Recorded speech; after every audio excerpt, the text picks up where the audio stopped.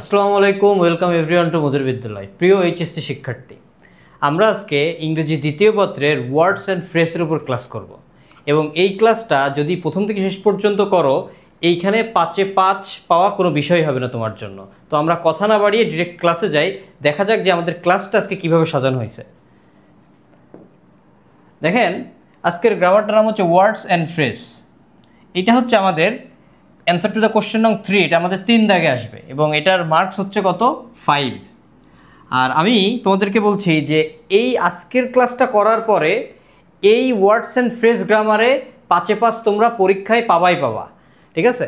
এখন দেখেন কোশ্চেনটা কিভাবে আসে আমাদের। প্রথমে দেখেন উপরে কিছু ক্লু দেয়া আছে, এখানে 10টা ক্লু দেয়া আছে এবং নিচে 10টা গ্যাপ দেয়া আছে। উপর থেকে রাইট ক্লুটা নিয়ে আমাদেরকে কি করতে হবে? এই গ্যাপটা ফিল আপ করতে হবে। এই হচ্ছে এখানে কাজ। উপরে ক্লু দেওয়া আছে, উপর থেকে আমরা রাইট ক্লুগুলো নিব, নিয়ে এই গ্যাপটা ফিল আপ করবো। এখন কথা হচ্ছে যে এখানে কি কি ক্লু থাকতে পারে, আমাদের পরীক্ষায় কি কি ক্লু আসতে পারে সেটা আমরা দেখব এখন। দেখেন, এই ওয়ার্ডস অ্যান্ড ফ্রেজ করতে গেলে মিনিমাম 35 থেকে 40টা ক্লু আমাদের পরীক্ষার জন্য আছে আর কি, 35 থেকে 40টা। এই 35 থেকে 40টা ক্লুর মধ্যে সবথেকে মোস্ট ইম্পর্ট্যান্ট এবং মোস্ট রিপিটেড ক্লুগুলো নিয়েই আজকে আমরা ক্লাসটা করব এবং সেইগুলো হচ্ছে এই টোটাল 12টা। এখানে দেখেন 12টা ক্লু আছে, এই 12টা ক্লুই মোস্ট ইম্পর্ট্যান্ট এবং মোস্ট রিপিটেড। প্রতি বছর যে কোনো বোর্ডের পরীক্ষার্থী হন না কেন, আপনি এই 12টা ক্লু থেকেই পরীক্ষায় কিন্তু কমন আসেই আসে। এই 12টা ক্লু থেকেই আপনার পরীক্ষায় কমন আসবে। এই 12টা ক্লুই আপনি যদি ভালোভাবে বোঝেন, এই 12টা ক্লুর ব্যবহারে যদি আপনি ভালোভাবে বুঝে বুঝে প্র্যাকটিস করতে পারেন, তো আশা করি যে এই ওয়ার্ডস এবং ফ্রেজে আর কোনো সমস্যাই থাকবে না এবং এই 12টা ক্লু থেকেই আপনি পরীক্ষায় কমন পাবেন। আর আমাদের এই ক্লাসটা আজকে এই যে মোস্ট রিপিটেড এবং মোস্ট ইম্পর্ট্যান্ট এই 12টা ক্লুর উপরই করা হবে। আর এই ক্লাসটা আমরা শর্টকাট টেকনিক, বিস্তারিত ব্যাখ্যা এবং হিউজ পরিমাণ প্র্যাকটিস রাখছি। এই যেইগুলা নিয়মগুলা করার পরে কেউ যদি আমাদের এই প্র্যাকটিসগুলা করে, তাহলে ফ্রেজে তো কোনো সমস্যাই থাকবে না, তার কনফিডেন্স লেভেলও অনেক বেশি বাড়বে এবং এই ওয়ার্ডস অ্যান্ড ফ্রেজের উপর তার ফ্লুয়েন্সিও অনেক ভালো হবে। এর জন্য আমাদের নিয়ম করার পাশাপাশি যে প্র্যাকটিসগুলো আমরা এখানে রাখছি, এই যে প্রত্যেকটার পরে আমরা প্র্যাকটিস রাখছি, এই প্র্যাকটিসগুলো কী করতে হবে? আমাদেরকে করতে হবে। নিজেরা করলে তাহলে আমাদের কি হবে? এই ওয়ার্ডস অ্যান্ড ফ্রেজের প্রতি যে দুর্বলতা, উইকনেস আছে, এইগুলো আমাদের চলে যাবে এবং আমরা খুব ইজিভাবে এখানে 5-এ 5 ক্যারি করতে পারবো। তো দেখেন, প্রথমে যে ক্লুটা নিয়ে আমরা কথা বলবো সেটা হচ্ছে হ্যাভ টু, হ্যাজ টু এবং হ্যাড বেটার। এই দুইটা ক্লু নিয়ে কথা হবে। এই 12টা ক্লুর মধ্যে বেশ কিছু ক্লু আছে যেগুলো কনফিউজিং, অর্থাৎ স্টুডেন্টরা কনফিউজড হয়ে পড়ে যে কোথায় কোনটা বসবে। এর মধ্যে সবথেকে কনফিউজিং দুইটা ক্লু হচ্ছে এই যে have to, has to, had to এবং এই হ্যাড বেটার। এই যে এই ক্লুতে have to, has to, had to কখনো তিনটাই একসাথে থাকবে না, যে কোনো একটা থাকবে। অর্থাৎ এই have to, has to, had two, have to, has to, had two and এই হ্যাড বেটার, এই দুইটা ক্লু সব থেকে কনফিউজিং, ঠিক আছে? এখন এই কনফিউশন আমরা কিভাবে দূর করতে পারি আমরা দেখি। আচ্ছা, একটু মিনিংগুলো আমরা খেয়াল করি যে have to, has to, had two এর মানে কি? এর মানে হচ্ছে বাধ্যবাধকতা বোঝায়। বাধ্যবাধকতা মানে কি? অবশ্যই করতে হবে এমন কিছু, অবশ্যই করতে হবে, অর্থাৎ মাস্টের অর্থ বহন করে। তাহলে have to, has to, had two এটা কিসের অর্থ বহন করে? মাস্ট, অর্থাৎ অবশ্যই করতে হবে। এখানে না করা ছাড়া আর কোনো অপশান নাই, অর্থাৎ নো অপশান। এখানে আপনাকে করতেই হবে, করতে বাধ্য, আপনি অবশ্যই করতে হবে। অন্যদিকে হ্যাড বেটার কি বোঝাচ্ছে? দেখেন, হ্যাড বেটার হচ্ছে উচিত অর্থ বোঝায়। উচিত, উচিত মানে কি? আমি বলছিলাম বাধ্যবাধকতা মানে আপনি করতে বাধ্য, অবশ্যই আপনাকে করতে হবে। আর অন্যদিকে হ্যাড বেটার মানে হচ্ছে উচিত। উচিত মানে হচ্ছে কাজটা করলেও হবে আবার না করলেও হবে, কিন্তু করাটা আপনার জন্য ভালো। তাহলে উচিতের অর্থটা কেমন? করলেও হবে আবার না করলেও হবে। অর্থাৎ আপনি এখানে একটা অপশান পাচ্ছেন, এখানে একটা অপশান আছে যে আপনি করতেও পারেন নাও করতে পারেন, কিন্তু করাটা আপনার জন্য ভালো। আর অনেকটা কিসের অর্থ বহন করে? দেখেন, শুডের অর্থ বহন করে, শুডের অর্থ বহন করে। তাহলে শুড মানে হচ্ছে উচিত। তাহলে আমরা দেখলাম have to, has to, had two এর মানে হচ্ছে বাধ্যবাধকতা বোঝায়। বাধ্যবাধকতা মানে কি? আপনি করতে করতে বাধ্য, অর্থাৎ অবশ্যই আপনাকে করতে হবে। এখানে না করা ছাড়া আর কোনো অপশান নেই, অবশ্যই আপনাকে কি করতেই হবে। অন্যদিকে হ্যাড বেটার মানে হচ্ছে উচিত। উচিত মানে কি? করলেও হবে আবার না করলেও হবে। এখানে আপনি একটা অপশান পাচ্ছেন, অর্থাৎ শুডের মতো ব্যবহার হয়। আর অন্যদিকে have to, has to, had two অবশ্যই করতে হবে, অবশ্যই করতে হবে, অর্থাৎ মাস্ট, মাস্টের মতো ব্যবহার হচ্ছে। তাহলে আমরা অর্থের পার্থক্য দেখলাম। এক জায়গায় উচিত বোঝাচ্ছে, অর্থাৎ করলে হবে না করলে হবে, আর have to, has to, had to বাধ্যবাধকতা বোঝাচ্ছে, মানে আপনাকে করতেই হবে। এবার দুইটা এক্সাম্পল দিয়ে আমরা বিষয়টা ক্লিয়ার করি, খেয়াল করে দেখেন। Sarika is an examine, Sarika একজন পরীক্ষার্থী। She dash study a lot to make a good result. মানে সারিকা হচ্ছে একজন পরীক্ষার্থী, এই দুইটাই কিন্তু দেখেন রাজশাহী বোর্ড 23-এ আসছে, দুইটাই রাজশাহী বোর্ড 23-এ আসছে। তাহলে সারিকা হচ্ছে একজন পরীক্ষার্থী, she dash study a lot to make a good result. এটা হচ্ছে 1 নম্বর এক্সাম্পল ছিল। আরেকটা দিছিলাম, Rita is ill we dash go to see her. আমাদের তাকে দেখতে যাওয়া উচিত বা দেখতে হবে, এরকম কিছু বোঝাচ্ছে। আচ্ছা, এখন আমরা দুইটাই মিনিং দিয়ে দেখবো যে কোনটাই হয়। আচ্ছা, প্রথম এক্সাম্পলটা আমরা যদি দেখি, সারিকা ইজ অ্যান এক্সামিন, একজন পরীক্ষার্থী। শি ড্যাশ, আমি যদি এখানে দেই হেড বেটার দিলাম, মনে করেন অ্যান্সার হেড বেটার দিলাম। এখন হেড বেটার দিলে মিনিংটা কেমন আসতেছে? She head better study a lot to make a good result, মানে তার ভালো রেজাল্ট করার জন্য পড়াশোনা করা উচিত, অনেক পড়াশোনা করা উচিত। তাহলে উচিত মানে কি? করলেও হবে আবার না করলেও হবে। এখন এই পড়াশোনা না করলেই কি ভালো রেজাল্ট হবে? ব্যাপারটাকে এমন বোঝাচ্ছে? এমন দিলে কিন্তু বিষয়টা কিন্তু হয় না। আমরা যদি দিই she had better study a lot to make a good result, মানে তার মানে ভালো রেজাল্ট করার জন্য পড়াশোনা করা উচিত। তাহলে আর উচিতের মানে কি বলছিলাম? যে করলেও হবে না করলেও হবে। তার মানে তার পড়লেও ভালো রেজাল্ট হবে, না পড়লেও ভালো রেজাল্ট হবে। ব্যাপারটা কি এমন বোঝাচ্ছে? ব্যাপারটা কিন্তু মোটেও এমন বোঝাচ্ছে না। তাকে ভালো রেজাল্ট করার জন্য কি অবশ্যই কি অনেক পড়তে হবে। এখানে কিন্তু অবশ্যই করণীয় বা অবশ্যই পালনীয় কিছু বোঝাচ্ছে, অর্থাৎ মাস্টের মতো ব্যবহার হচ্ছে। তার মানে এখানে হ্যাড বেটার কিন্তু কোনোভাবেই কারেক্ট অ্যান্সার হইতে পারে না। এখানে অবশ্যই হ্যাভ টু অথবা হ্যাজ টু, এই দুইটার যে কোনো একটা হবে। আমি আবার বলতেছি, Sarika is an examine, Sarika একজন পরীক্ষার্থী। এখানে যদি আমরা হ্যাড বেটার দেই তাহলে মিনিং হচ্ছে পড়াশোনা করা উচিত, মানে ভালো রেজাল্টের জন্য পড়াশোনা করা উচিত। তার মানে পড়াশোনা না করলেও ভালো রেজাল্ট হবে, ব্যাপারটা এমন বোঝাচ্ছে। কিন্তু ব্যাপারটা কিন্তু মোটেও এমন না। ভালো রেজাল্ট করতে গেলে অবশ্যই ভালোভাবে পড়াশোনা করতে হবে, এটা কিন্তু অবশ্যই পালনীয়, বা এই যে মনোযোগ সহকারে পড়া অবশ্যই পালনীয় বা অবশ্যই করণীয় কোনো কাজ বোঝাচ্ছে। এই জন্য এখানে হয় হ্যাভ টু হবে, না হয় হ্যাজ টু হবে। এখন আসেন যে হ্যাভ কোথায় হয় আর হ্যাজ কোথায় হয়। সোজা কথা বলতেছি যে আই, উই, ইউ, এই তিনটা জিনিস, আই, উই, ইউ এবং প্লুরাল সাবজেক্ট। আচ্ছা, প্লুরাল সাবজেক্ট মানে কি? প্লুরাল মানে বহু বচন। প্লুরাল শব্দের অর্থ কি বলেন? প্লুরাল মানে হচ্ছে বহু বচন, অর্থাৎ সাবজেক্ট যদি একের অধিক হয়, সাবজেক্ট যদি কি হয়? একের অধিক হইলে সেক্ষেত্রে এরকম ক্ষেত্রে কি হয়? হ্যাভ হয়। আর সাবজেক্ট যদি সিঙ্গুলার হয়, সিঙ্গুলার মানে কি? সিঙ্গুলার মানে হচ্ছে এক বচন। সিঙ্গুলার মানে কি? এক বচন, অর্থাৎ একটা মাত্র ব্যক্তি, বস্তু বা প্রাণী বোঝাবে, এইরকম ক্ষেত্রে কি হয়? হ্যাজ হয়। এবার আমরা সাবজেক্টটা যদি খেয়াল করি, দেখেন সাবজেক্টটা আছে কি? শি। তাহলে শি কয়জনকে বোঝাচ্ছে? অবশ্যই একজনকে বোঝাচ্ছে। তাহলে সাবজেক্টটা কি? সিঙ্গুলার মানে এক বচন, অর্থাৎ একটা মাত্র ব্যক্তি, বস্তু, জিনিস বা প্রাণীকে বোঝাবে। তাহলে শি বলতে সে একজন মাত্র ব্যক্তিকে বোঝাচ্ছে, অর্থাৎ একজন মাত্র ব্যক্তিকে, সেই সারিকাকে বোঝাচ্ছে। তার মানে কি? Subject singular. আর যদি সাবজেক্ট সিঙ্গুলার হয় তাহলে হ্যাভ নাকি হ্যাজ? সাবজেক্ট সিঙ্গুলার হলে কি হয়? হ্যাজ হয়। তাহলে আমাদের কি হবে এখানে? She has to study a lot to make a good result, মানে ভালো রেজাল্ট করার জন্য তাকে অবশ্যই পড়তে হবে। এই জন্য যেহেতু অবশ্যই কোনো কিছু করতে হয় বা করাটা বাধ্যতামূলক, এরকম ক্ষেত্রে আমাদের হ্যাজ টু হয়। আচ্ছা, পরের এক্সাম্পল আমরা যদি দেখি, রিতা ইজ ইল, রিতা অসুস্থ।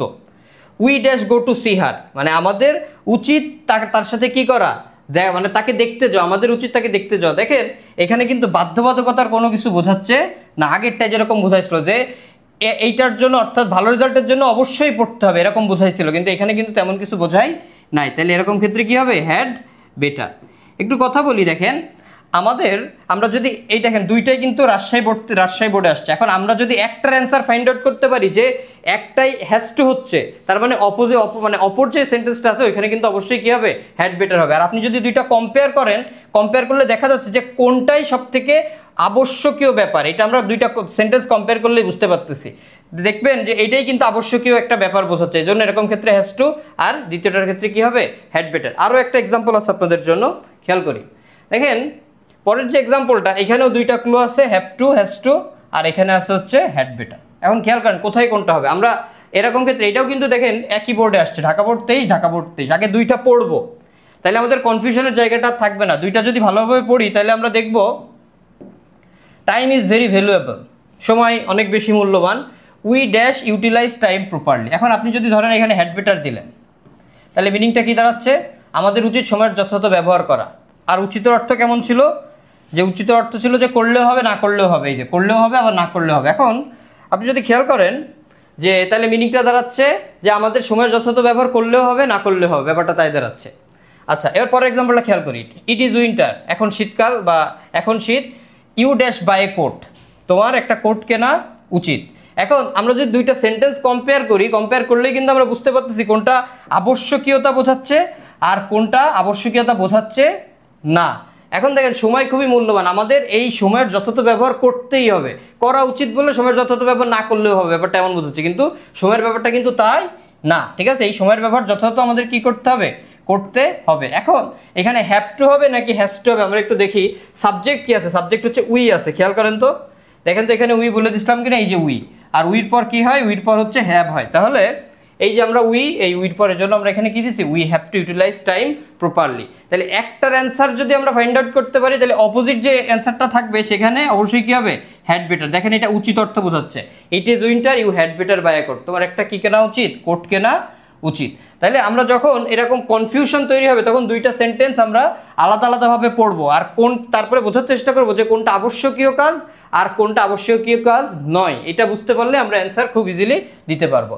আশা করি হ্যাভ টু হ্যাজ টুর পার্থক্য বোঝা গেছে, আর আশা করি ভুল হবে না। আচ্ছা, এবার দেখেন would rather.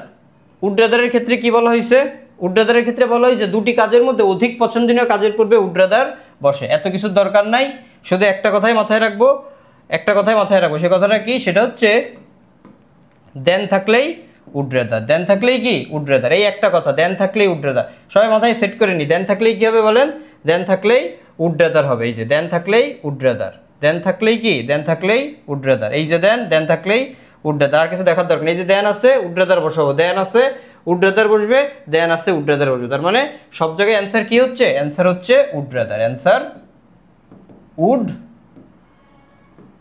Rather, would rather, answer হচ্ছে উড রাদার। তার মানে দেন থাকলেই কি হবে, দেন থাকলে উড রাদার। বাক্যে 10টা এক্সাম্পল আছে, 10টা এক্সাম্পল পড়বেন, পড়ে দেখবেন কোনটায় দেন আছে, যেটাই দেন আছে আগে উড রাদার বসে নিয়ে তারপরে বাকিগুলো সলভ করবেন। এই যে প্রত্যেকটাই দেন আছে, আর আমরা বলছি দেন থাকলে চোখ বন্ধ করে আমরা কি বসাই দিব বলেন, উড রাদার বসাই দিব, আর কিছু দেখার দরকার নেই, দেন থাকলেই কি বসবে, উড রাদার। Next example. আচ্ছা, এবার দেখেন লেট অ্যালোন। লেট অ্যালোন মানে চিন্তাই করা যায় না বা ভাবাই যায় না, ঠিক আছে? এখন আমরা ধরো এই ধরনের কথা অনেক সময় বলি যে সে 1 মাইল হাঁটতে পারে না, 5 মাইলের কথা তো চিন্তাই করা যায় না, এই ধরনের এক্সপ্রেশনে আমরা লেট অ্যালোন ইউজ করি। দেখেন এক্সাম্পল যদি আমরা একটু খেয়াল করি তাহলে আরও জিনিসটা ক্লিয়ারলি বুঝতে পারবো। আর এই প্যাটার্নটা, এইরকম একটা বেসিক প্যাটার্ন আমরা মাথায় রাখবো। আচ্ছা দেখেন, প্রথম বাক্যটা হবে নেগেটিভ বাক্য, প্রথম বাক্যটা কি বাক্য, নেগেটিভ বাক্য। তারপরে মাঝখানে যে গ্যাপ থাকবে ওই গ্যাপে লেট অ্যালোন বসবে, দেন কঠিন বা বড় বিষয়। এবার খেয়াল করেন এই স্ট্রাকচার দিয়ে আমরা বাকিগুলো চিন্তা করি। I can't buy my necessary books, মানে আমি পারি না, কিনতে পারি না, আমার প্রয়োজনীয় বই কিনতে পারি না। দেখেন এই যে একটা নেগেটিভ বাক্য, কান্ট পারি না, নেগেটিভ বাক্য আছে, মাঝখানে গ্যাপ আছে। এবার পরের যেই পার্টটুকু বলছে এই স্মার্টফোন, দেখেন তাহলে এখানে প্রয়োজনীয় বই কিনতে পারে না, আর বইয়ের থেকেও টাকা বেশি তো স্মার্টফোনের, তাহলে এটা কেনার কথা তো চিন্তাই করা যায় না। তার মানে একটা নেগেটিভ বাক্য পাওয়া গেছে, মাঝখানে গ্যাপ আছে, আর এই যে কথাটা বলছি এর থেকে অনেক বড় বিষয় কি স্মার্টফোন, মানে বড় বিষয় বলতে টাকা পয়সার দিক থেকে এইটা হচ্ছে কি বড়, সেটা বোঝানো হয়েছে আর কি। তাহলে এই ধরনের এক্সপ্রেশনে আমরা কি বসাবো, এই ধরনের এক্সপ্রেশনে বসাবো হচ্ছে লেট অ্যালোন। তাহলে এই জায়গায় কি হবে, লেট অ্যালোন, লেট অ্যালোন। আচ্ছা, এবার পরের এক্সাম্পলটা আমরা যদি খেয়াল করি, আবার দেখেন I can't read news paper, আমি নিউজ পেপারই পড়তে পারি না, দেখেন নেগেটিভ বাক্য, এই যে নেগেটিভ বাক্য। আচ্ছা, আর এখানে কিসের কথা বলা হয়েছে, নিউজ পেপার পড়ার কথা বলা হয়েছে। আচ্ছা, পরের পার্টে বলা হয়েছে এডিট এ নিউজ পেপার। আচ্ছা, পড়া তো একটা বিষয়, আর লেখা তার থেকেও অনেক বড় বিষয়। তাহলে এই যে নেগেটিভ বাক্য, এই যে গ্যাপ, আর এর থেকেও পড়ে যে মানে পড়ার থেকেও বড় বিষয় কোনটা, লেখা, তাহলে এইটা হচ্ছে কঠিন বা বড় বিষয়। এই ধরনের এক্সপ্রেশনের ক্ষেত্রে আমরা কি দিব, লেট অ্যালোন দিব, কি দিব, লেট অ্যালোন। তাহলে হি কান্ট রিড নিউজ পেপার, সে নিউজ পেপার পড়তেই পারে না, আর নিউজ পেপার লেখার কথা তো চিন্তাই করা যায় না। এটা একটা পড়ার কথা বলা হয়েছিল, অর্থাৎ ছোট একটা বিষয়, তার থেকেও বড় বিষয় হচ্ছে কি, লেখা। পরের এক্সাম্পলটা আমরা যদি খেয়াল করি, হি ডিডেন্ট ইভেন সি, দেখেন এই যে ডিডেন্ট, এর একটা নেগেটিভ বাক্য, এই যে নেগেটিভ বাক্য। ইভেন সি এ হিল, সে এমনকি একটা পাহাড়ই দেখে নাই, ড্যাশে মাউন্টেন। দেখেন এখানে বলা হয়েছে পাহাড়ের কথা, একটা ছোট বিষয়, আর এই যে মাউন্টেন এটা কিন্তু আরো বড় একটা বিষয়, পর্বতের কথা। পাহাড়ি দেখেনি, পর্বতের কথা তো চিন্তাই করা যায় না। এই ধরনের এক্সপ্রেশনে আমরা কি দিব, লেট অ্যালোন দিব। তাহলে এখানে কি হবে বলেন, লেট অ্যালোন। আশা করি লেট অ্যালোন কোথায় হবে বোঝা গেছে, যে এইটা করতে পারে না, ওইটার কথা তো চিন্তাই করা যায় না, অর্থাৎ ছোট একটা বিষয় পরে একটা বড় একটা বিষয়ের কথা বলা হয়। আচ্ছা, লেট অ্যালোন গেল।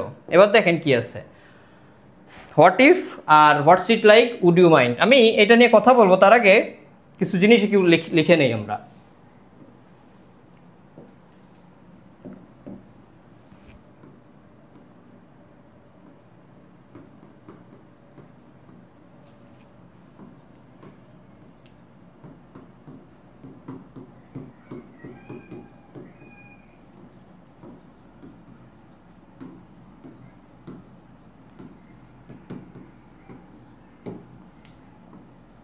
খেয়াল করি এই দুইটা ক্লুর মধ্যে কিছু মিল আছে। মিলগুলো কি? এটাও প্রথমে বসে, এটা কোথায় বসে? এটা প্রথমে বসে।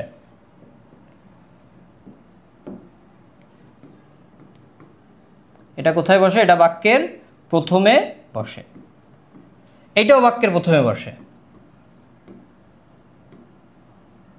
এটাও বাক্যের প্রথমে বসে। এবং এইটার শেষে, বাক্যের শেষে এটা যেখানে বসে এর শেষে হচ্ছে কি থাকে বলেন?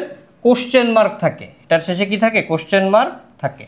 আবার এইটা যখন শুরুতে বসে এইটার শেষেও কি থাকে? শেষে কোশ্চেন মার্ক থাকে। তাহলে এই হচ্ছে এই দুইটার মধ্যে মিল, দুইটা ক্লুর মধ্যে মিল হচ্ছে এখানে। এটাও ফার্স্টে বসে, এটাও ফার্স্টে বসে, এটার শেষে কোশ্চেন মার্ক থাকে, এটার শেষেও কোশ্চেন মার্ক থাকে। এটা হচ্ছে মিল। তার মানে আমরা যদি কোনো সেন্টেন্সের ফার্স্টে গ্যাপ এবং লাস্টে কোশ্চেন মার্ক দেখতে পাই, যদি কোনো সেন্টেন্সের ফার্স্টে গ্যাপ এবং লাস্টে কোশ্চেন মার্ক দেখতে পাই, তার মানে বুঝে নিতে হবে হয় সেখানে এইটা হবে, না হয় এইটা হবে। এই দুইটার যে কোনো একটা হবে। আরেকটু বলে দিই, এই দুইটা কিন্তু কখনোই একসাথে থাকবে না। ক্লুতে যে কোনো একটা থাকবে, হয় এইটা থাকবে, না হয় এইটা থাকবে, কিন্তু ব্যবহারগত পার্থক্য সেম। আচ্ছা খেয়াল করেন কি বলছে দেখেন, যে এইটাও ফার্স্টে বসবে, লাস্টে কোশ্চেন মার্ক থাকবে, আবার এইটাও ফার্স্টে বসবে এবং এইটার শেষেও কি থাকবে বলেন? কোশ্চেন মার্ক থাকবে। এখন কথা হচ্ছে যে কোথায় কোনটা বসবে। এইটা বুঝতে গেলে আমাদের সবসময় গ্যাপের পরের ওয়ার্ডটা লক্ষ্য রাখতে হবে, যে গ্যাপের পরের ওয়ার্ডটা কি আছে। গ্যাপের পরের ওয়ার্ডটা যদি সাবজেক্ট হয়, গ্যাপের পরের ওয়ার্ডটা যদি কি হয় বলেন? সাবজেক্ট হয়, এইরকম ক্ষেত্রে হোয়াট ইফ, সেরকম ক্ষেত্রে কি হবে? What if. আর গ্যাপের পরের ওয়ার্ডটা যদি আইএনজি হয়, গ্যাপের পরের ওয়ার্ডটা যদি ভার্বের সাথে কি হয় বলেন? আইএনজি হয়, তার মানে সেক্ষেত্রে অবশ্যই কি হবে? হোয়াটস ইট লাইক অথবা would you mind, would you mind. ক্লুতে যেটা থাকবে সেটাই হবে, দুইটা একসাথে থাকবে না, হয় এটা থাকবে, না হয় এটা থাকবে। তাহলে আমরা কি পাইলাম? সোজা কথায় ফার্স্টে গ্যাপ, লাস্টে কোশ্চেন মার্ক, এরকম যদি দেখি হয় হোয়াট ইফ হবে, নয় হোয়াটস ইট লাইক হবে। এখন কোথায় কোনটা হবে? এই ক্ষেত্রে গ্যাপের পরের ওয়ার্ডটা দেখবো। গ্যাপের পরের ওয়ার্ডটা আইএনজি হলে what's it like, would you mind, এর যে কোনো একটা যেটা ক্লুতে থাকবে। আর গ্যাপের পরের ওয়ার্ডটা যদি একটা সাবজেক্ট হয় সেক্ষেত্রে হোয়াট ইফ হবে। এই হচ্ছে আমাদের নিয়ম। এই নিয়মটা সবাই মাথায় রাখেন। তাহলে এইটাও প্রথমে বসে, এইটার শেষে কোশ্চেন মার্ক থাকে, আবার এটাও প্রথমে বসে এবং এইটার শেষে কি থাকে? কোশ্চেন মার্ক থাকে। তাহলে পার্থক্যটা কোথায়? কিভাবে বুঝবো কোথায় কোনটা বসবে? এরকম ক্ষেত্রে আমরা কি করব? যে গ্যাপের পরের ওয়ার্ডটা দেখবো। গ্যাপের পরের ওয়ার্ডটা যদি সাবজেক্ট হয় তাহলে হোয়াট ইফ, আর গ্যাপের পরের ওয়ার্ডটা যদি আইএনজি হয় তাহলে হোয়াটস ইট লাইক, উড ইউ মাইন্ডের যে কোনো একটা যেটা ক্লুতে থাকবে। এবার আমরা ওই প্র্যাকটিসটা দেখি কি বলছে। দেখেন তাহলে আমি কি বলছিলাম, হোয়াট ইফের ক্ষেত্রে এটাও বাক্যের কোথায় বসে? শুরুতে বসে। এটা বাক্যের শুরুতে বসে, এই যে শুরুতে গ্যাপ, ফার্স্টে গ্যাপ। আবার কি বলছি, এই দুটো কি বাক্যের শুরুতে বসে, এই যে ফার্স্টে গ্যাপ, এই দেখেন ফার্স্টে গ্যাপ। আচ্ছা আরেকটা মিল কি ছিল? তাহলে ফার্স্টে বসে, লাস্টে শেষে কি থাকে? কোশ্চেন মার্ক, শেষে কোশ্চেন মার্ক। এবার দেখেন তো শেষে কোশ্চেন মার্ক আছে কিনা? এই যে কোশ্চেন মার্ক, আবার দেখেন এই যে কোশ্চেন মার্ক, এই যে কোশ্চেন মার্ক। তার মানে ফার্স্টে গ্যাপ, লাস্টে কোশ্চেন মার্ক, ফার্স্টে গ্যাপ, লাস্টে কোশ্চেন মার্ক। এইরকম যদি আমরা দেখি আমাদের মাথায় নিতে হবে, তার মানে এখানে হোয়াট ইফ হবে, নয় হোয়াটস ইট লাইক, এর যে কোনো একটা হবে। হোয়াটস ইট লাইক বা উড ইউ মাইন্ড, এর যে কোনো একটা হবে। এখন কোথায় কোনটা হবে এটা বুঝতে গেলে আমি সবসময় বলছি যে গ্যাপের পরের ওয়ার্ডটা দেখবো। নিয়মটা দেখে আসি, এই যে গ্যাপের পরের ওয়ার্ডটা দেখবো। গ্যাপের ওয়ার্ডটা সাবজেক্ট হলে হোয়াট ইফ, গ্যাপের পরেরটা আইএনজি হলে ওই দুটার যে কোনো একটা যেটা ক্লুতে থাকবে। খেয়াল করেন। তাহলে এবার দেখেন এই যে ফার্স্টে গ্যাপ আছে, লাস্টে কোশ্চেন মার্ক আছে। এই যে ফার্স্টে গ্যাপ আছে, আবার লাস্টে কোশ্চেন মার্ক আছে। এই যে ফার্স্টে গ্যাপ এবং এই যে লাস্টে কোশ্চেন মার্ক। এখন দেখেন আমাদের সবসময় দেখতে হবে যে গ্যাপের পরের ওয়ার্ডটা কি আছে। দেখেন তো এই যে গ্যাপের পরের ওয়ার্ডটা কি আছে? গ্যাপের পরের ওয়ার্ডটা আছে হচ্ছে, আচ্ছা গ্যাপের পরেরটা দেখেন ইউ আছে। ইউ কিন্তু একটা সাবজেক্ট, ইউ একটা কি? সাবজেক্ট। গ্যাপের পরেরটা কি আছে? গ্যাপের পরেরটা হচ্ছে, আচ্ছা ইউ হচ্ছে সাবজেক্ট। আবার এখানে গ্যাপের পরেরটা দেখেন উই আছে। গ্যাপের পরেরটা কি আছে? উই আছে। দেখেন উইও কিন্তু একটা সাবজেক্ট, উইও একটা কি? সাবজেক্ট। তারপরে ফার্স্টে গ্যাপ, লাস্টে কোশ্চেন মার্ক। আর গ্যাপের পরেরটা যদি কি থাকে? গ্যাপের পরেরটা যদি একটা সাবজেক্ট থাকে তাহলে এরকম জায়গায় কি হয়? এরকম জায়গায় হয় হোয়াট ইফ। এরকম জায়গায় কি হয়?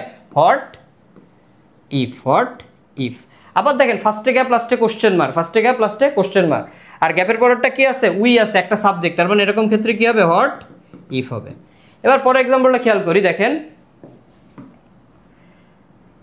ফার্স্টে গ্যাপ আছে, ফার্স্টে গ্যাপ আবার লাস্টে কি কোশ্চেন মার্ক, ফার্স্টে গ্যাপ লাস্টে কোশ্চেন, এরকম ক্ষেত্রে গ্যাপের পরের ওয়ার্ডটা দেখবে। এবার দেখেন যে গ্যাপের পরের ওয়ার্ডটা কি আছে, গ্যাপের পরেরটা কি আইএনজি যুক্ত শব্দ আছে, গ্যাপের পরের ওয়ার্ডটা কি একটা আইএনজি যুক্ত শব্দ আছে, তাহলে যখন গ্যাপের এরকম আইএনজি যুক্ত শব্দ থাকবে, এই যে গ্যাপের পরে যখন আইএনজি যুক্ত শব্দ হয়, এই যে আইএনজি যুক্ত শব্দ হয়, ফার্স্টে গ্যাপ লাস্টে কোশ্চেন মার্ক এবং গ্যাপের পরেরটা যদি আইএনজি যুক্ত শব্দ হয়, সেক্ষেত্রে হয় হোয়াট ইফ হবে, না হয় উড ইউ মাইন্ড হবে, যেটা ক্লুতে থাকবে সেটা হবে, দুইটা একসাথে থাকবে না, হয় এটা থাকবে না হয় এটা থাকবে।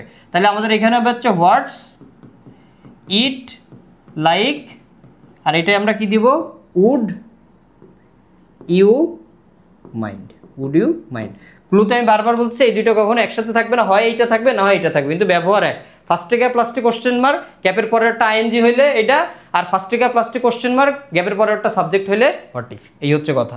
দেখেন তাহলে এই হচ্ছে বিষয়, সোজা বাংলায় এই যে লিখে দিছি, এটাও প্রথমে বসে ওইটাও প্রথমে বসে, এটা শেষে কোশ্চেন মার্ক থাকে, এটা শেষেও কোশ্চেন মার্ক থাকে। পার্থক্য কোথায়, পার্থক্য বুঝতে গেলে আমাদের গ্যাপের পরেরটা দেখতে হবে, গ্যাপের পরেরটা সাবজেক্ট হলে হোয়াট ইফ, আর গ্যাপের পরেরটা যদি আইএনজি হয় তাহলে হোয়াটস ইট লাইক বা উড ইউ মাইন্ড, এর যে কোনো একটা হবে।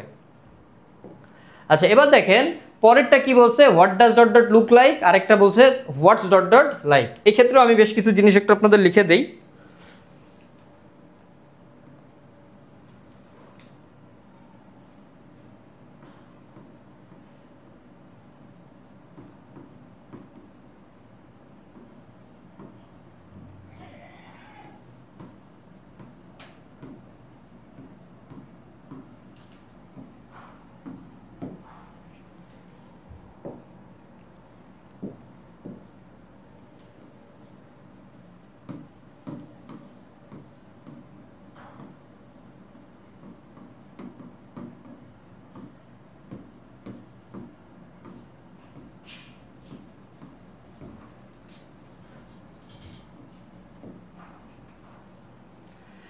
এই দুইটা কথা, এই দুইটা কথা বুঝলে অত কথা মাথায় না রাখলেও চলবে। কি বলছি দুইটা কথা, প্রথম কথা বললাম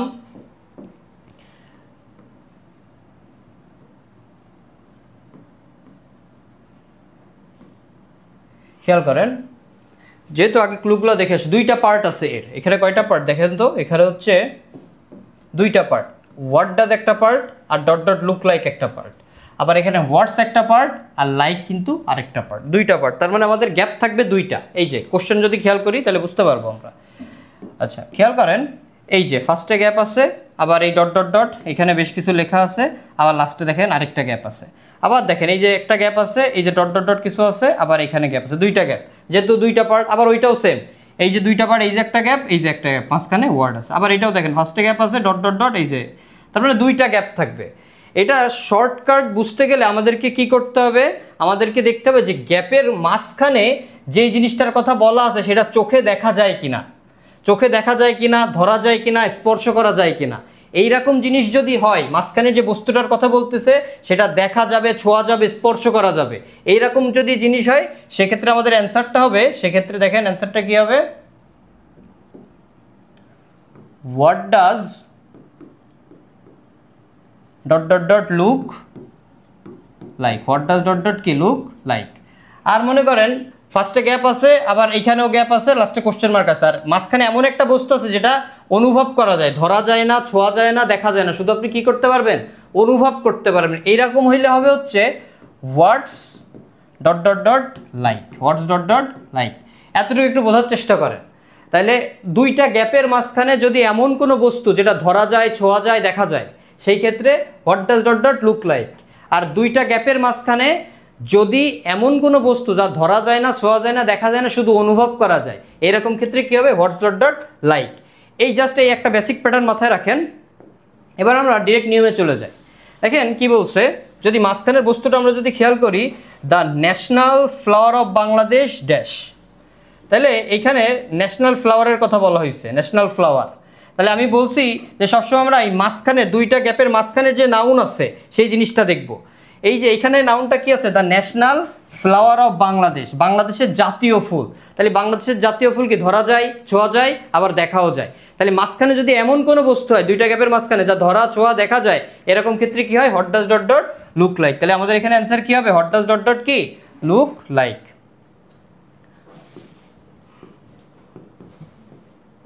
what does dot dot dot look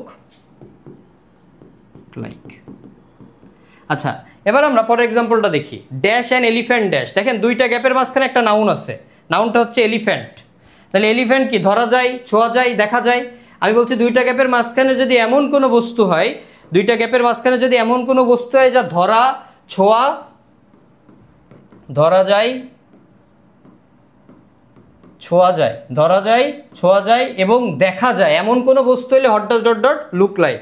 দেখেন তো এই যে এলিফ্যান্ট, তাহলে কি ধরা যায়, ছোঁয়া যায়, আবার দেখা যায়। তাহলে এরকম ক্ষেত্রে কি হবে, what does dot dot dot কি look like, what does dot dot look like. তাহলে এরকম ক্ষেত্রে what does dot dot look like. এবার আসেন, আবার বলছি যে দুইটা গ্যাপের মাঝখানে, এইখানেও দেখেন এক্সাম্পল আছে। এবার দুইটা গ্যাপের মাঝখানে যদি এমন বস্তু হয়, দুইটা গ্যাপের মাঝখানে যদি এমন কোনো বস্তু হয় যা ধরা যায় না, ছোঁয়া যায় না, দেখা যায় না, আপনি শুধু কি করতে পারবেন, অনুভব করতে পারবেন। ধরা যায় না, আমি যদি একটু লিখে দেই, ধরা যায় না, আবার ছোঁয়া যায় না, ছোঁয়া যায় না, ধরা যায় না এবং ছোঁয়া যায় না, শুধু কি করতে পারবেন, আপনি অনুভব করতে পারবেন। এইরকম যদি হয় সেক্ষেত্রে হোয়াটস ডট ডট লাইক। এবার দেখেন, তাহলে এই যে দুইটা গ্যাপ, দুইটা গ্যাপের মাঝখানে শব্দটা আছে হচ্ছে অনেস্টি, শব্দটা কি আছে, অনেস্টি। এখন আপনি যদি খেয়াল করেন যে অনেস্টি, অনেস্টি কি ধরা যায়, ছোঁয়া যায় না, শুধুমাত্র আপনি কি করতে পারেন, অনুভব করতে পারবেন। এই ধরনের ক্ষেত্রে আমরা কি দিব, হোয়াটস ডট ডট, হোয়াটস ডট ডট কি, হোয়াটস ডট ডট লাইক, হোয়াটস ডট ডট লাইক। আবার পরের এক্সাম্পলটা আমরা যদি খেয়াল করি, দেখেন দুইটা গ্যাপ আছে। এবার দুইটা গ্যাপের মাঝখানে আছে কি, দুইটা গ্যাপের মাঝখানে আছে হচ্ছে দ্য ওয়েদার। এখন ওয়েদার আপনি কি ধরতে পারবেন, ছুঁতে পারবেন, কিছুই কিন্তু করা যাবে না, আমরা শুধু ওয়েদারটা কি করতে পারি, অনুভব করতে পারি। তাহলে আমি বলছি যে দুইটা গ্যাপের মাঝখানে যদি এমন কোনো বস্তু বা এমন কোনো জিনিস থাকে যা ধরা যায় না, ছোঁয়া যায় না, শুধু অনুভব করা যায়, এরকম ক্ষেত্রে আমরা কি দিব, হোয়াটস ডট ডট লাইক, হোয়াটস ডট ডট কি লাইক। আচ্ছা, এবার দেখেন আরেকটা বলছে ড্যাশ ইওর ফাদার ড্যাশ। আচ্ছা, এইটা বোঝানোর আগে একটা কথা এখান থেকে বলে আসি, যে মানুষের স্বভাব বৈশিষ্ট্য কেমন, এই ধরনের এক্সপ্রেশন বোঝাইতেও কিন্তু হোয়াটস ডট ডট লাইক ইউজ হয়, মানুষের স্বভাব বৈশিষ্ট্য কেমন। এখন আমরা যদি পরে এক্সাম্পলটা দেখি, হোয়াটস ইওর ফাদার ড্যাশ, তোমার বাবা কেমন, আসলে এটা বোঝানো হচ্ছে তাই। এখন বাবা বলতে তো এখানে বাবারে বোঝায় নাই, বাবা কেমন, এখানে বাবারে তো ধরা যায়, ছোঁয়া যায়, দেখাও যায়, কিন্তু এখানে বাবা বোঝায় নাই। বাবা কেমন বলতে বাবা মানুষ হিসেবে কেমন, বাবার আচরণ কেমন, ঠিক আছে, এই জিনিসগুলো বোঝানো হয়েছে। বাবা কেমন বলতে এখানে বাবারে বোঝানো হয় নাই, তাহলে বাবার আচরণিক বৈশিষ্ট্য কেমন, বাবা মানুষ হিসেবে কেমন, এটা বোঝানো হয়েছে। আর এটা কিন্তু ধরা ছোঁয়া দেখা কিছুই যায় না, এটা কিন্তু শুধুমাত্র অনুভব করা যায়। এই জন্য এখানে কি হবে, হোয়াটস ডট ডট লাইক হবে, হোয়াটস ডট ডট লাইক হবে। আশা করি বুঝাইতে পারলাম। শর্টকাট কথা হচ্ছে এইটাই, যদি দুইটা গ্যাপের মাঝখানে ধরা যায়, ছোঁয়া যায়, দেখা যায় এমন বস্তুর নাম থাকে, what does dot dot look like. আর দুইটা গ্যাপের মাঝখানে যদি এমন কোনো নাউন থাকে যা ধরা ছোঁয়া দেখা কিছুই যায় না, শুধু অনুভব করা যায়, এমন নাউন থাকলে হোয়াটস ডট ডট লাইক। এই যে এই ছোট দুইটা কথাই শেষ, অত বড় নিয়ম আপনার বিস্তারিতভাবে লেখা আছে, কিন্তু আমি জাস্ট আপনাদেরকে অনেক সহজভাবে বুঝাইছি, এটা স্ক্রিনশট দিয়ে রেখে দিন। আচ্ছা, পরের এক্সাম্পল দেখি, ইট, ইট অথবা দেয়ার। এই ইট অথবা দেয়ার আমরা যখন পড়াশোনা শুরু করে অনেক ছোটোবেলা থেকেই ইট অথবা দেয়ারের ব্যবহার করে আসতেছি। তো ইট অথবা দেয়ার নিয়ে বেশি কিছু বলার নাই, শুধু মনে রাখতে হবে ইটও বাক্যের শুরুতে বসে, আবার দেয়ারও বাক্যের শুরুতে বসে। আর পার্থক্যটা হচ্ছে ইটের পর সিঙ্গুলার ভার্ব বসে, ইটের পর অনলি সিঙ্গুলার ভার্ব বসে, কিন্তু দেয়ারের পরে সিঙ্গুলার এবং প্লুরাল উভয় ধরনের ভার্ব বসতে পারে। এবং দেয়ার সাধারণত স্থানের নাম বোঝায়, দেয়ার সাধারণত কিসের নাম বোঝায়, স্থানের নাম বোঝায়। আচ্ছা, এবার আমরা ডিরেক্ট এক্সাম্পলে যাই। দেখেন, dash is many years since we first met. দেখেন ইজ আছে। আচ্ছা, it is many years since মানে এটা অনেক বছর, ইট মানে এটা, ইট মানে ইহা, ঠিক আছে, মনে রাখবেন এইটাও ফার্স্টে বসে, ইট অথবা দেয়ারও কিন্তু ফার্স্টে বসে, কিন্তু লাস্টে কিন্তু কি ফুল স্টপ বসে। এই দেয়ারও ফার্স্টে বসে, লাস্টে কিন্তু কি বসে, ফুল স্টপ। ইট অথবা দেয়ার ফার্স্টে বসে এবং লাস্টে কিন্তু ফুল স্টপ বসে, এটা মাথায় রাখতে হবে। আচ্ছা, ফার্স্ট মেট, তাহলে it is many years since we first met, যদি ফার্স্টে গ্যাপ থাকে তাহলে বুঝে নিতে হবে, এবং ফার্স্টে গ্যাপ এবং লাস্টে ফুল স্টপ থাকলে ইট অথবা দেয়ারের যে কোনো একটা হবে। এখন কোথায় কোনটা হবে এটা জাস্ট আমরা একটু যদি মিনিং করি, বাংলা অর্থ করি, তাহলে আমাদের জন্য খুব সহজ হয়ে যাবে। দেখেন, এটা অনেক বছর অতিক্রম হয়ে গেছে আমাদের প্রথম সাক্ষাতে। আচ্ছা, পরেরটা বলছে লিভড, পরের শব্দটা দেখেন কি বলছে, লিভড। আর একটা শর্টকাট যদি কথা বলে দেই, যদি আমাদের লিভড বলে দেয়, লিভড থাকলে চোখ বন্ধ করে দেয়ার লিভড থাকলেই তার আগে অবশ্যই কী হবে, দেয়ার হবে, there lived a clever fox in a jungle. আবার দেখেন দেয়ার আর কি আছে, there are many rivers in Bangladesh, এখানে আর আছে, আর কিন্তু একটা প্লুরাল ভার্ব, আর কি আর হচ্ছে প্লুরাল ভার্ব। ইটের পর কিন্তু অনলি সিঙ্গুলার ভার্ব বসে, কিন্তু দেয়ারের পর সিঙ্গুলার প্লুরাল উভয় বসতে পারে, তার মানে এখানে ইট বসার আর কোনো চান্স নাই, তাহলে এখানে কি হবে, দেয়ার হবে, কারণ দেয়ারের পরে সিঙ্গুলারও বসতে পারে প্লুরালও বসতে পারে, there are many rivers in Bangladesh. তাহলে এই ইট অথবা দেয়ার জাস্ট একটু মিনিং করে যদি আমরা বসাতে পারি তাহলে আমাদের জন্য খুব ইজি হয়ে যাবে, এটা কঠিন কিছু না, এটা আমরা দু একটা প্র্যাকটিস করলেই কিন্তু খুব ইজিলি পারবো। আচ্ছা, এরপরে দেখেন কি বলছে, অ্যাজ সুন অ্যাজ মানে হচ্ছে মাত্রই বা সাথে সাথে। এই ক্ষেত্রে সংক্ষেপে একটা কথা মনে রাখেন, আগে মনে করেন যেখানে আপনি অ্যাজ সুন অ্যাজ বসাইছেন, এখন অ্যাজ সুন অ্যাজ বসানোর পরে আগে আপনাকে শিওর হইতে হবে যে ওইখানে অ্যাজ সুন অ্যাজ আদৌ বসবে কিনা। এই শিওরটা কীভাবে হবে আগে আমি সেটা বলি। দেখবেন আগে V1 আছে কিনা, আগে যদি V1 থাকে পরেরটাও V1 হবে, আগে যদি V2 থাকে পরেরটাও কী হবে, V2 হবে। এখন আগেরটা বলতে আগের ক্লজটা যা আছে আগের পরের ক্লজটাও তাই হবে, আগের ক্লজটা V1 থাকলে পরের ক্লজটাও V1, আগের ক্লজের ভার্বটা যদি V2 তে থাকে পরের ক্লজের ভার্বটাও V2 তে যাবে। আচ্ছা, এই এতটুকু কথা মাথায় রাখেন তাইলেই হয়ে যাবে। এবার দেখেন দ্য ক্রিমিনাল র্যান অ্যাওয়ে, দেখেন র্যান, এই র্যান কিন্তু V2 ফর্ম, দৌড়ে পালিয়েছিল। হি স দ্য পুলিশ মানে দেখা মাত্রই, অর্থাৎ সে পুলিশকে দেখা মাত্রই সে দৌড়ে কি করেছিল, পালিয়েছিল। দেখেন এই যে এই যে V2, তাহলে এরকম ক্ষেত্রে কি হবে, অ্যাজ সুন অ্যাজ হবে। তাহলে the criminal ran away as soon as he saw the police. আর অ্যাজ সুন অ্যাজ কিন্তু মানে বসাইতে গেলে অবশ্যই দুইটা ক্লজ থাকা লাগবে, দুইটা ক্লজ ছাড়া কিন্তু অ্যাজ সুন অ্যাজ বসানো যাবে না, এবং ওই দুইটা ক্লজ দেখতে হবে প্রেজেন্ট পাস্ট, অর্থাৎ আগেরটা V1 পরেরটাও V1, আগেরটা V2 পরেরটাও V2, এই কন্ডিশনের সাথে যাচ্ছে কিনা। আর এটার মিনিং হচ্ছে মাত্রই বা সাথে সাথে, তার মানে সে পুলিশকে দেখা মাত্রই দ্য ক্রিমিনাল র্যান অ্যাওয়ে, মানে হচ্ছে ক্রিমিনাল কি করলো, দৌড়ে পালালো। দেখেন আগেও V1 পরেরটাও V1, আগেরটাও V2 পরেরটাও কি V2 বসানোর পরে এইভাবে আমরা একটু কি করে নিব, যে মানে শিওর হয়ে নিব যে আমাদের এখানে অ্যাজ সুন অ্যাজ আমরা যে বসাইছি এটা আদৌ ঠিক হয়েছে কিনা। আচ্ছা, এরপরে দেখেন পরেরটা কি আছে, অ্যাজ ইফ অ্যাজ দো। আচ্ছা, খুব ইম্পর্টেন্ট একটা নিয়ম, পরীক্ষায় কিন্তু আসে এগুলা, এই নিয়মটা আসতে দেখা যাচ্ছে বর্তমানে। এইটার ক্ষেত্রে একটা শর্টকাট বলে দেই, অ্যাজ ইফ অ্যাজ দো মানে হচ্ছে যেন, অ্যাজ ইফ অ্যাজ দো মানে কি যেন। দেখেন আগে একটা এক্সাম্পল পড়ি, রিফাত অফেন বিহেভস, রিফাত মাঝে মধ্যে এমন আচরণ করে যেন সে হচ্ছে পাগল, এই ধরনের আচরণ করে। আবার দেখেন দ্য ম্যান প্রিটেন্ডেড, ভান ধরেছিল যেন সে অনেক গরিব। এই যে যেন, দেখছেন দুইটা মিনিং করেই যেন আসছে। এরকম যেন যখন মিনিংয়ে আসবে তখন আমরা কি করব, এখানে অ্যাজ ইফ এবং অ্যাজ দো বসাবো। অ্যাজ ইফ এবং অ্যাজ দোর মধ্যে কিন্তু কোনো পার্থক্য নেই, দুইটাই সেম জিনিস, দুইটার মিনিংও সেম, দুইটার নিয়মও সেম। এখন কথা হচ্ছে এইখানে আমরা অ্যাজ ইফ অ্যাজ দো বসাইলাম, এখন আমরা বুঝবো কিভাবে, শিওর হবো কিভাবে যে এইখানেই অ্যাজ ইফ অ্যাজ দো বসবে। এইটার জন্য শর্টকাট একটা কথা বলি, মনে রাখবে এই অ্যাজ সুন অ্যাজ যেমন দুইটা ক্লজের মাঝামাঝি বসছিল, বা অ্যাজ সুন অ্যাজ বসাইতে গেলে যেরকম দুইটা ক্লজ দরকার হয়, ঠিক অ্যাজ ইফ অ্যাজ দো বসাইতে গেলেও দুইটা ক্লজের দরকার হয়। এবং এই দুইটা ক্লজের একটা বেসিক প্যাটার্ন আছে, সেটা কি, যদি আগের ক্লজটা V1 এ থাকে পরের ক্লজটা ওয়্যার প্লাস অবজেক্ট এই স্ট্রাকচারে থাকবে। এবার আগের ক্লজটা যদি V2 তে থাকে পরের ক্লজটা হবে হেড প্লাস V3, পরের ক্লজটা কি হবে, হেড প্লাস V3। এই কন্ডিশনের সাথে যদি মিলে যায় তার মানে বুঝতে হবে ওখানে অ্যাজ ইফ অ্যাজ দো ঠিক আছে। এখন আমরা ধরেন এখানে অ্যাজ ইফ অ্যাজ দো বসাইলাম, এবার অ্যাজ ইফ অ্যাজ দো বসানোর আগে আমাদেরকে দেখতে হবে যে ভার্ব কোথায় আছে। খেয়াল করেন এই যে বিহেভস, এটা কিন্তু দেখেন V1 এ আছে, এই যে V1, তার মানে পরেরটা অবশ্য ওয়্যার প্লাস অবজেক্ট থাকা লাগবে। এই দেখেন ওয়্যার আর এই যে অবজেক্ট, এই যে ওয়্যার প্লাস এই যে অবজেক্ট, তার মানে এই জায়গায় অ্যাজ ইফ অ্যাজ দো কিন্তু ঠিক আছে। পরের এক্সাম্পলটা যদি আমরা খেয়াল করি, দেখেন এই যে প্রিটেন্ডেড V2 তে আছে, এই যে V2 তে আছে। আচ্ছা, পরেরটা হেড প্লাস V3 থাকা লাগবে, এই দেখেন এই যে হেড, আর এই যে বিন V3, হেড প্লাস V3 থাকা লাগবে। তার মানে এখানেও যদি আমরা অ্যাজ ইফ বসাই তাহলে আমাদের এখানেও কিন্তু এটা রাইট অ্যান্সার। আর মিনিং করলে সব থেকে বেশি ভালো হয়, the man pretended as if he had been very poor, মানে সে এমন ভান ধরেছিল যেন সে অনেক গরিব। ঠিক আছে, অর্থাৎ অ্যাজ ইফ অ্যাজ দো বসানোর পরে এই কন্ডিশনের সাথে একটু মিলাই নেবেন। তাহলে V1 আগে যদি V1 থাকে তাহলে পরেরটা ওয়্যার প্লাস অবজেক্ট, আগে যদি V2 থাকে পরেরটা হেড প্লাস V3, যদি এই কন্ডিশনের সাথে যায় তার মানে মাঝখানে অ্যাজ ইফ কিন্তু আমাদের কি ঠিকই আছে। এই যে কন্ডিশনটা লিখে দিয়েছি এখানে মিলাই নেবেন। এই যে অ্যাজ ইফ বসাইছে, আগে কি V1 ছিল, তার মানে কি ওয়্যার প্লাস অবজেক্ট থাকা লাগবে, এই যে ওয়্যার প্লাস অবজেক্ট। এবার দেখেন অ্যাজ ইফ অ্যাজ দোর কি V2 ছিল, তার মানে পরেরটা হেড প্লাস V3 থাকা লাগবে, এই যে হেড প্লাস V3, তার মানে এখানে অ্যাজ ইফ অ্যাজ দো কিন্তু ঠিকই আছে।